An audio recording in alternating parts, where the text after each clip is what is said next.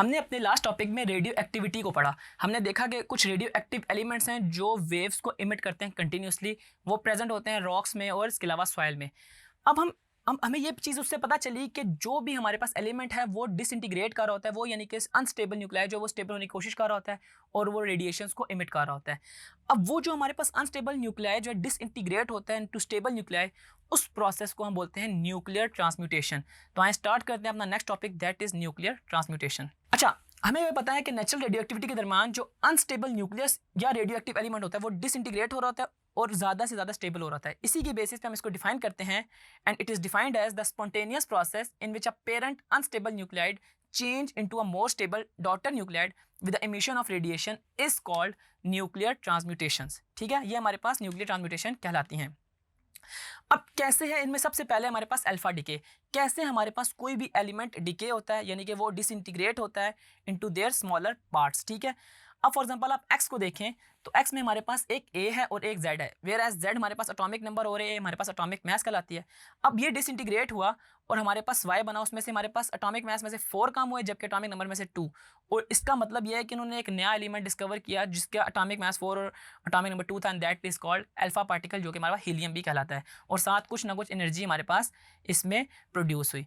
अगर beta decay की बात की जाए तो बीटा डिके में हमारे पास ये हो रहा होता है कि एक इलेक्ट्रॉन इमिट होता है। इलेक्ट्रॉन इमिट होने का मतलब ये है कि इसमें एक पॉजिटिव चार्ज बढ़ गया। हमारे पास जो ए और जेड था ना प्रोटॉन, अब उसमें हमारे पास आउटपुट में वाई के अंदर जेड के अंदर 1 ऐड हो गया, जबकि इलेक्ट्रॉन उसके अंदर प्रोड्यूस होने की वजह से हमारे पास एक -1 आया और वो हमारे पास बीटा पार्टिकल कहलाता है। एट द एंड हमारे पास एक गैमा डिके है। गैमा डिके हमारे पास क्या कर रहा होता है, गैमा डिके एक अनस्टेबल फॉर्म से स्टेबल फॉर्म में आता है और सिर्फ एनर्जी को रिलीज कर रहा होता है। इसमें जो गैमा शो है ये एनर्जी बता रहा है और ये फ्यू सेकंड्स के लिए बनता है। ये बहुत अनस्टेबल पॉइंट होता है किसी भी एलिमेंट का, किसी भी एटम का। ठीक है, ये हमारे पास गैमा डिके कहलाता है। अब हम देखते हैं nature and the properties of radiation, इनकी क्या क्या प्रॉपर्टीज होती हैं। Electromagnetic radiation of very high frequency के ना हमारे पास 2 पार्ट होते हैं, उनमें पहला है आयनाइजिंग इफेक्ट और दूसरा है पेनिट्रेटिंग पावर। तो सबसे पहले आयनाइजिंग इफेक्ट को देखते हैं।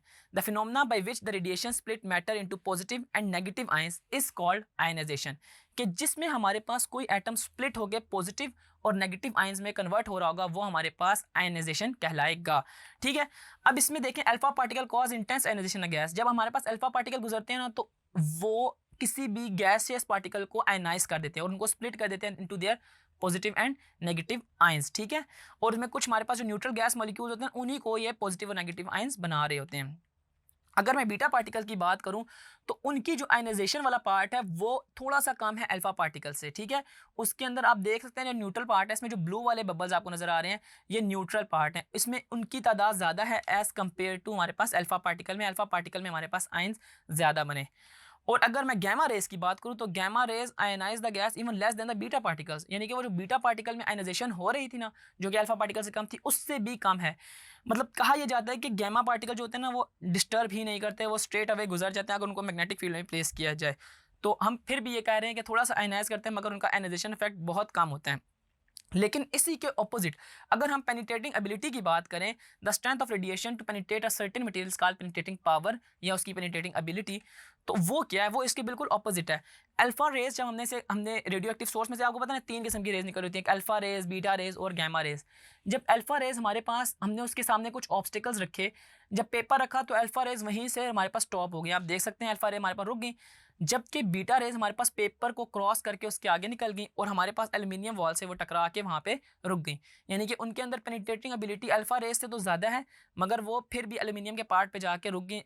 जबकि हमारे पास जो गैमा रेज हैं वो हमारे पास पेपर एल्यूमिनियम को भी क्रॉस करके लेड तक पहुंची, विच मीन्स कि हमारे पास जो चीज़ आयनाइजिंग इफेक्ट में थी कि अल्फा ज़्यादा आयनाइज कर रहा था, बीटा उससे कम और गैमा उससे कम।